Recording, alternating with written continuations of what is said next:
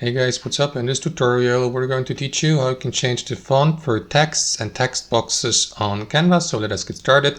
Now you can customize your text on Canva, guys. Let us guide you through this. So this is an example presentation with this page here. So what you want to do is simply click into the given text box like that with your left mouse, and that is going to open up these customization tools here at the top. You may go with a custom font size and increase it for the selected text box, change the font or text color, apply bold font, italic letters, underline, strike through, and so on and so forth. And here to the left you will see the current font. So you may click on that current font here, and that is going to open up the list of all supported fonts here on Canva.